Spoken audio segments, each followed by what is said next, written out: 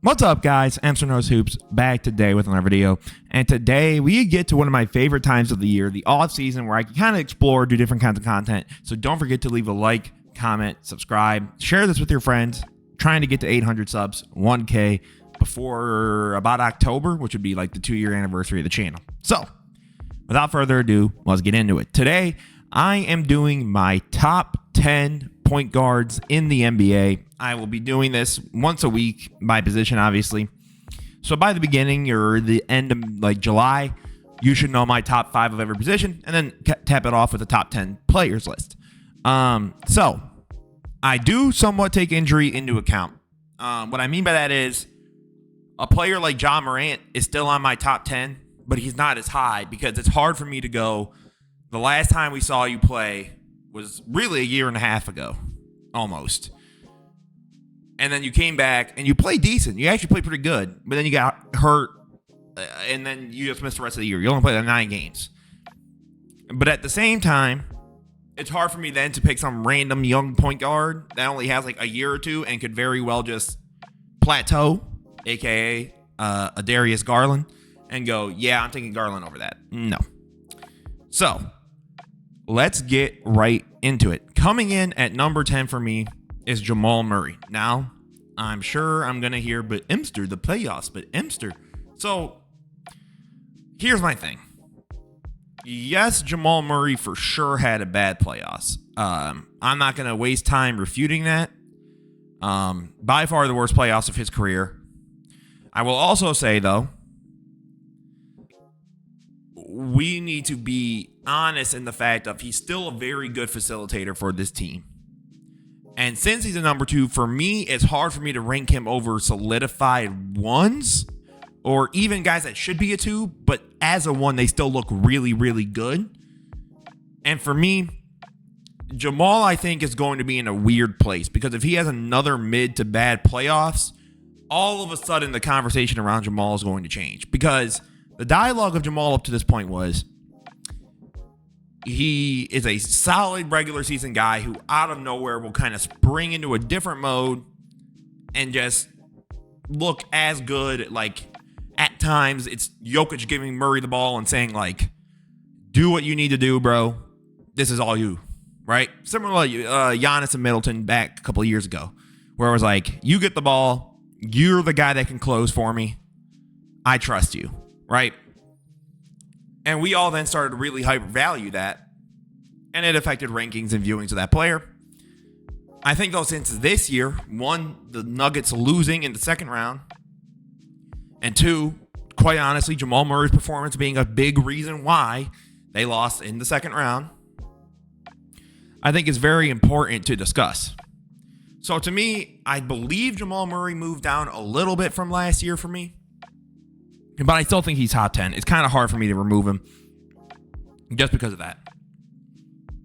Now, coming in at number 9, one of my personal favorite players in the league, and young players, I guess, Tyrese Halliburton, averaging 20, 11, and 4 on 47 from the field, 36 from 3, and 86 from the line. Now, I do have some notes for you, Hallie.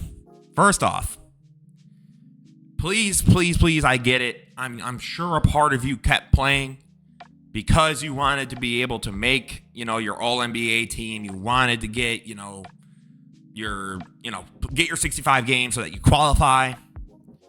But if you're hurt, it's okay to sit out. And I think that's a big reason part of his stats plummeted because he was playing on a bum, I believe it was his knee or his leg. And you could tell it definitely was affecting him for a good stretch of time. So for me, I think Halliburton is showing, first of all, I need you to be more assertive. So his playoff numbers, he drops about 1 point. So he's 19, 8, and 5.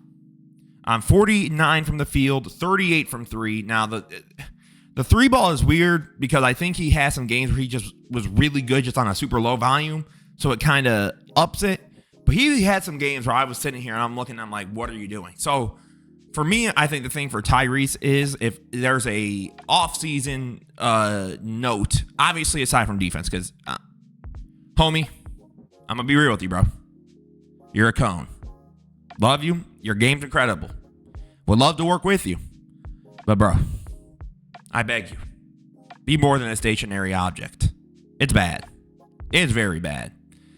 So aside from the defensive part, because it's by far his worst thing of his game, assertiveness. I believe, because clearly Indiana's working around the idea that you're their guy. Like, you're the player.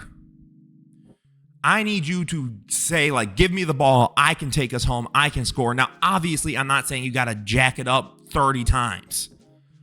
But some of these games where you guys are losing and you're taking, like, 7 shots, 8, that's unacceptable. It's unacceptable.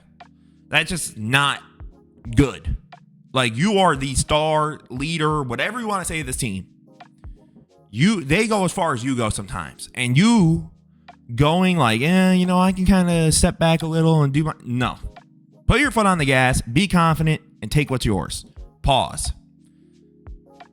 So then at number 8, this one I have with a bit of an asterisk just because I know for a fact when he comes back, he'll probably skyrocket up my list. Another one of my personal favorite players, Ja Morant. So Ja only played 9 games, as we discussed, right? 28% from 3. His 3 ball's never been that good. His high is only being 34%. 47 from the field, giving you 25, 6, and 8. Now, I think Ja going into this season will for sure elevate. But I find it hard to purely just go off of, well, if we went off of what they do next year, because, for example, I'm not going to quite get into it, but the next dude on my list, I can go, well, if he bounces back and look more like he did, a year prior, oh, well, he's going to skyrocket back up too. And at that point, the whole list is based off of hypothetical situations versus what I have right now. So right now, I'm going to have Ja 8, but I believe he will probably move up to about 5, maybe even 4 if he's really hooping. So I have Ja number 8. And then number 7, I've got Damian Lillard, which is probably, if I compared my top 10 lists, and if you did a lot of people's top 10 position lists, they're probably the biggest fall out of any player. Because Dame, for a long time, it was basically Steph was number 1, Dame was solidified number 2, then you had a gap, and then there was everybody else. Then Luka came into the league, and around the second to third year, everyone was like, okay, it's Steph, Luka, gap, Dame, gap, everybody else. But with this previous season, Dame's defensive weaknesses, which we've always known, so I do not want, to act surprised. And honestly, it's weird how him and Giannis don't really click as well as I and a lot of other people thought they would. Maybe it's just, the first year jitters, they got it out, now they'll be hooping.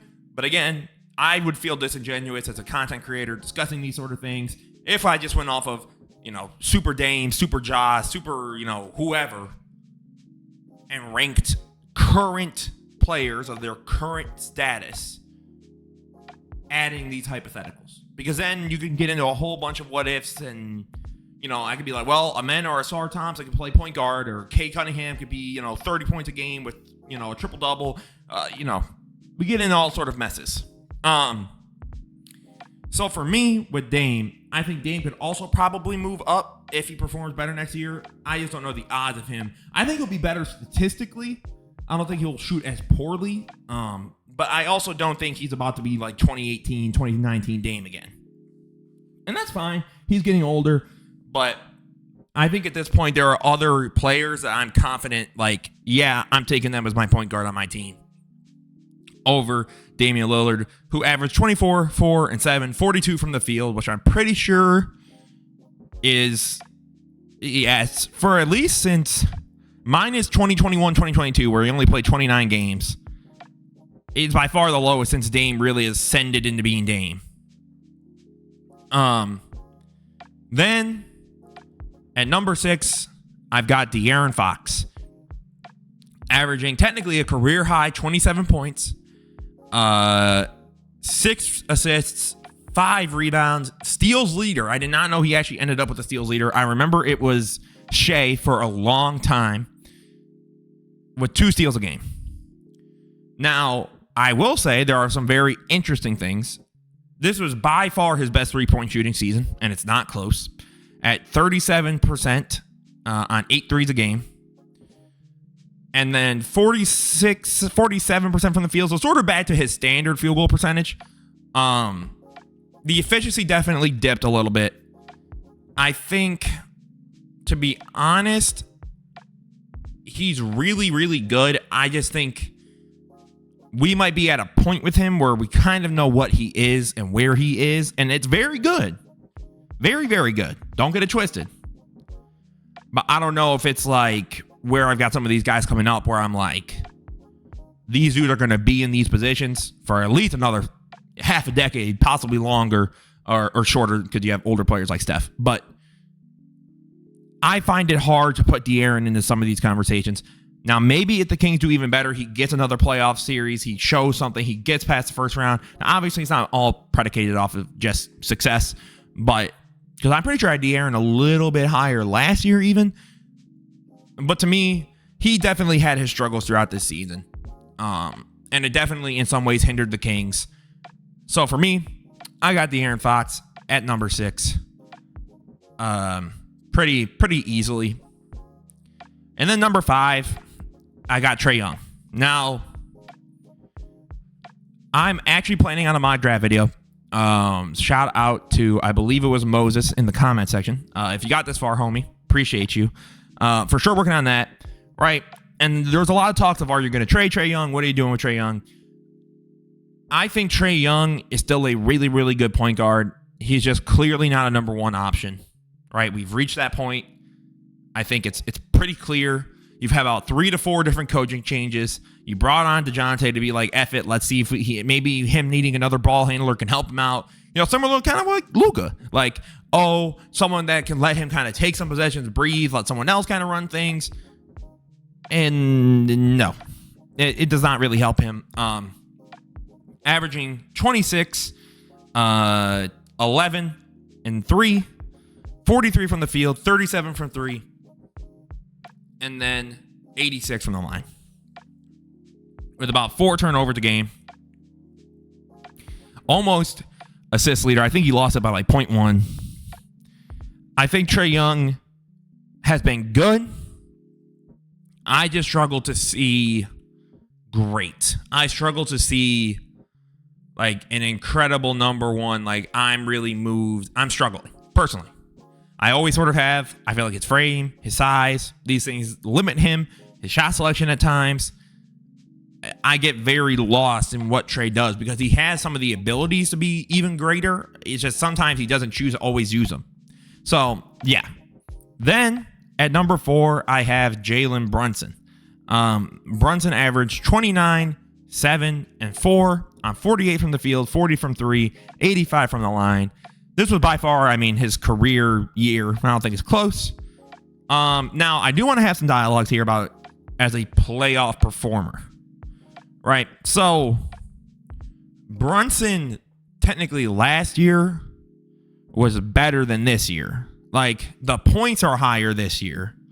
But he's also taking 6 more shots to get 5 more points.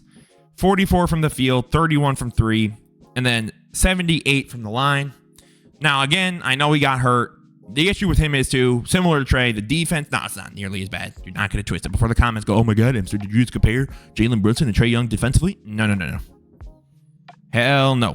That was not my intention. But all I am saying is, I wouldn't go out of my way to go, yeah, Jaylen Brunson on defense is really helping out. I think he's also a player where he should not be a number 1. I think he would be one of, if not, like, he would be an incredible number 2. But I think as a number 1, you clearly see the ceiling of this Knicks team. You sort of see how far this team can go, especially now that OG supposedly ain't necessarily gung-ho to staying there. Because just yesterday, I believe, it's been reported Pascal, the second free agency opens. He's signing his deal. He's staying with the Pacers. And we also expected OG to follow suit of like, yeah, let's go. We can run it. The East is, you have Boston, Milwaukee, but like we can get past them. We can do it. We can just get the right run. We just got to stay healthy. And now that he's not even sure he's coming back, I think it's going to be more evident. Now, again, he's a great player, second team All-NBA, definitely has skyrocketed up a lot of people's rankings. I just think there's a little ways for him to go. I think as a playoff performer, he's very good. I think we got to be careful of not just being attracted by points, because sometimes there are guys that can put up 35, but they're doing it on 30. Because there were a lot of games in these playoffs individually where you were like, Brunson, what the hell are you doing? Like, I'm going to be honest. All right. So we've been critical of Jayson Tatum because he can shoot poorly and the team still wins. Which is, I believe, in some ways a fair criticism. Because I'm not saying you got to be perfect every game.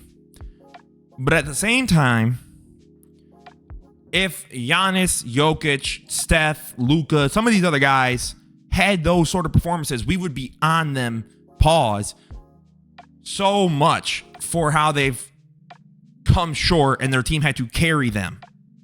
Right? Now, again, there are different standards, different expectations.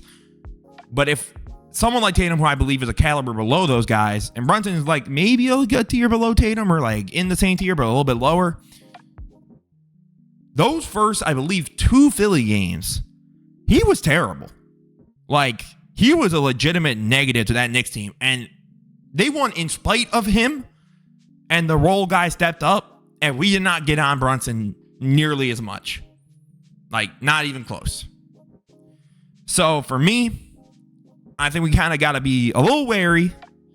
But yeah, I got Brunson at 4. Now, I'm going to make something very clear. We are entering the gap territory. And what is the gap territory, Emster? I believe this is where you reach a point. Most of these other guys, before this point, all depending on what they do next year, years following, whatever, easy shift, line change, all that. Unless one of these 3 players retires, is injured for the next 2 years, or just falls off a cliff unexplainably, and I would have to make some hour-long documentary looking into how he fell off. I think these are going to be the guys you're going to see for the next 2-3 years, maybe 4 years. Again, number 3, I've got Shai Gilgeous-Alexander averaging 36 and 6, 53 from the field, or 54, 35 from 3, 87 from the line. Now, I will say this. He actually did have a really good playoffs. 43% from 3 is very impressive. Again, though, 4 threes a game. Yeah. And teams also kind of leave you open to take them. So take that as you will. Now, what was interesting to me was Shai's free throw percentage fall off at 79% versus the 87 in the regular season. I will say, too, I'm interested. I need one more year from Shai before I kind of am willing to even put him in the top 2. I think there's a mini gap now between the next 2 guys and Shai. But, man, Shai's been incredible. I mean, there's not much negative to say about him. Like I said, dude's 25, 26. This guy's going to be here for a while. Let's just enjoy it and take it in. Number 2. I believe this is the first time since about 2016, 2015, maybe 14, where we have a number 1 point guard that is not Stephen Curry. I have Steph Curry at number 2, averaging 26, 5, and 5 on 45 from the field, 41 from 3, 92 from the line. I mean, this year, I think it was extremely evident that Steph's quality of team has sharply declined. Now, he also played awful in that playing game, that final playing game. Do not get that twisted. That dude stunk it up. But, man, I also think he's one of those guys that just needs a little bit more help, and I think he could show you what he can do. Now, I don't know if they would win a championship, but I think they'd be a playoff, play-in, pretty solidified team if he just had a solidified second help scoring option. But, I mean, it's Steph Curry. I'm not even going to waste time. And y'all know who number 1 is. Luka Doncic. In spite of, at times, the defensive issues, 34, 9, and 10, 49 from the field, 38 from 3, 79 from the line, which is by far his best. The dude's average a near, I'm pretty sure, is a scoring leader too. A 34-point triple-double is insane. It's disgusting. Unironically, 2K somehow managed to make it right. If you guys know, and you ever do my eras or whatever in 2K, Luka, at least last year's 2K, Luka would always win MVP, and he had like 35, 10, and 10. And we would all sit there and be like, what the hell? This dude ain't doing all that. Like, he's incredible, but he ain't doing all that. Now, Luka said, hold my beer. Take my beer away like Michael Finley did in the conference finals. I'm going to do that real quick. Now, I think he should have won MVP this year. That's me personally. I think if you take into account quality of team and his incredible percentages and, what he brings value to that team, and you use a Jokic-esque argument from when they were the 6th seed, all that sort of stuff, I think it's clear Luka should have been MVP this year. But, again, I mean, this dude's by far and away number one. He's incredible. Like, the point guard position is so weird because, again, the top 3 guys have like a gap between everybody else, and everybody else is so interchangeable. It makes it so volatile of a list. So I want to know what you guys think down below. So just to remind you guys who my top 10 was here, right? At number 10, I had Jamal Murray. Number 9, I had Tyrese Halliburton. 8 was Ja Morant. 7 was Damian Lillard. 6 was DeAaron Fox. 5 was Trey Young. 4 was Brunson. Then you had SGA, Steph, Luka. Let me know what you guys think down below. Who are your top 10 point guards? Who do you think makes the list? Who do you think doesn't? What do you guys sort of do for your criteria? As always, guys, this was Answer Those Hoops. Don't forget to leave a like, comment, subscribe. Have a beautiful rest of your day, guys. Peace out. Thank you.